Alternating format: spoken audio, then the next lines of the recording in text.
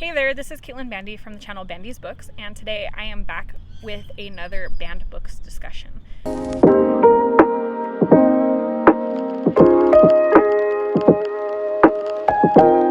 If you follow my channel regularly, last month I did a video on the book All Boys Aren't Blue for the tag Read Banned Books 2022. This tag is a tag that's existed for quite a long time in different iterations, basically in a yearly iteration, and channel Bookish rehashed the tag for 2022. And I really like what he did with it. He actually created a whole playlist, and every time somebody posts a video about a banned book, he adds it into the playlist. So it's kind of cool. If you're interested in that, you can find my video up here, and it's part of the playlist, so you can see all the other videos there as well. There's some really great ones. Basically, the point of the tag is to talk about a book that is frequently banned or challenged and why you think people should read it. The reasons that are commonly cited for banning this book are a couple of things. A, that it's age inappropriate. So it's frequently banned and challenged in school libraries because people are concerned with their children consuming that content. B, specifically, people are uncomfortable with the level of sexual violence that the book portrays.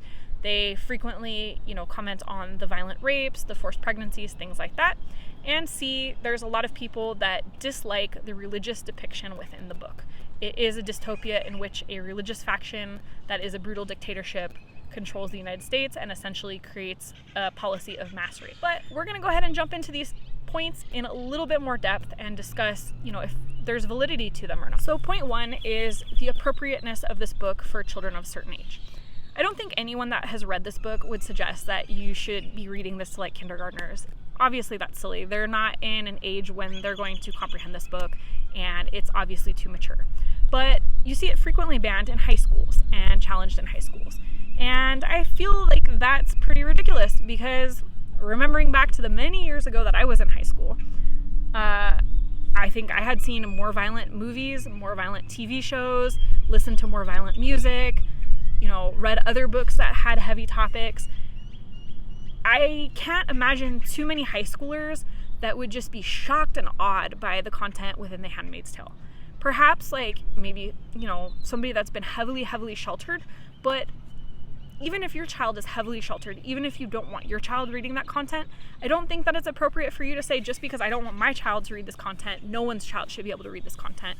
The Handmaid's Tale is classic writing. Margaret Atwood is a well-respected author, and this particular book is very thought-provoking, relevant, and considering the state of the world and a lot of things that are going on, very timely. And I think that preventing, high schoolers from reading this kind of stops them from having some important conversations. I think really, instead of focusing on banning a book like this, we should be focusing on, well, if my child happens to read this book, how do we discuss, the important topics that it's going to bring up? And ultimately, I do feel like in terms of a public library, not just a school, but a public library where, people of all ages go, it's up to you. And in the case of a child, it's up to the family to ultimately decide if it's appropriate or not. I am capable of looking at a book and going, oh, this is not something I want to read. And if I had a kid, it would be my responsibility to say, oh yeah, The Handmaid's Tale, this is about, a brutal dictatorship and, women being assaulted. I don't think, my 10-year-old should read this. And that's what parents are supposed to do. The second topic of sexual assault. So a lot of times people challenge this because of the violent depictions of assault and treatment of the women. It's horrific. The whole book makes me very uncomfortable. I've read it twice, once as a teenager in high school and once as an adult. It's an uncomfortable book, but it's meant to be an uncomfortable book. It's not meant to be something that's cozy and fluffy. It's meant to provoke thoughts.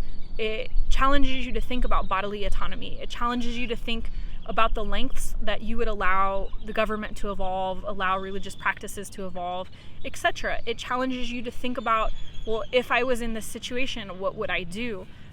It's dark, it's grim, but that's the purpose of it. And I think that when people try to suppress books that deal in particular with sexual assault, because that's one of the most frequently challenged things on the challenged books list, is books that depict any type of sexual violence are frequently challenged as inappropriate. Look, sexual violence is horrible, and it's something that should stop. It's something that we should be teaching both our male and female children, about, discussing boundaries, discussing consent, discussing bodily autonomy, and hiding books about assault isn't helping. Women are raped frequently. They say something like 1 in 4 women are sexually assaulted in their lifetime. And books representing assault and representing women dealing with assault, suppressing those books isn't fixing this problem. Pretending like sexual assault doesn't exist isn't fixing the problem. If anything, having books that represent women that have dealt with this trauma is important because it provokes discussions. It provokes people to go, hey, this, makes me wonder about bodily autonomy. This makes me wonder about consent. This makes me wonder how women deal with this type of trauma. This makes me sympathetic to women that have been through this type of trauma. Those are all really, really important discussions. So if anything, I think that because this book deals with that topic, it's more important that it's available. And the third point that I brought up is that this is frequently challenged in religious communities. This book is loosely based on Christianity. And if you are Christian, Catholic, or anything that fits in that umbrella, you can understand why it might feel a bit uncomfortable to read about a version of your religion turned into a brutal dictatorship that in essence enslaves women and forces pregnancies. It's uncomfortable. It's uncomfortable whether you're religious or not. But I think one of the things that we have to keep in mind is that when Margaret Atwood wrote this, she wasn't creating a literal depiction of modern religion. She was creating the nightmare scenario in which, some sort of psychopath or sociopath takes control of religion and uses it as a way to create a world where he is able to control men and women. Because you have to remember that in The Handmaid's Tale, men are equally controlled. They're not allowed to have romantic relationships out of love. They have to disrespect their wives even when they don't want to. They have to rule with an iron fist. They're put in positions that are pretty horrific. The whole of society is put into positions that are horrific. Men that are not ranking generals and things like that are, in essence, ripped away from their families and enslaved. Their wives are sent off to be, servants to families and whatnot. And it's just horrific all around. So everybody in the book is essentially a victim, except for very, very few people.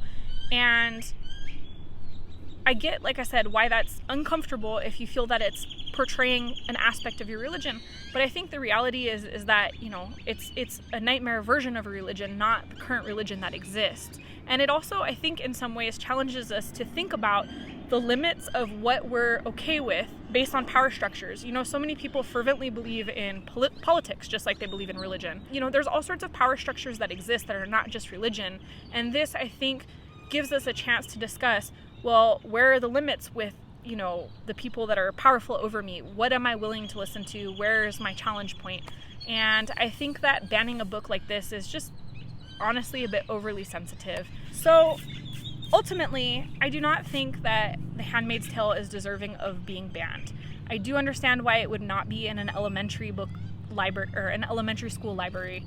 I do understand why a family might choose to wait for their child to be older to read it. I do understand why somebody personally might not want to read it. If you're very sensitive about the subject of abusive females or dictatorships or things like that, I could understand why it could be traumatizing and why you may choose to skip it. But again, I will always come back to me, not reading a book is a personal choice, one that we're all capable of making, and it doesn't mean that we should prevent others from reading said book. So that's it for the Banned Books video today. I hope you've enjoyed my discussion of The Handmaid's Tale and why you should read it and why it shouldn't be banned. If you liked the video, hit the thumbs up button and leave me a comment down below telling me what your favorite banned book is. I want to hear about all the banned books because I want to check them out. And if you like my content and want to see more of it, please hit the subscribe button. I love meeting new bookish friends. And yeah, thank you so much for stopping by. We'll see you in the next video. Bye.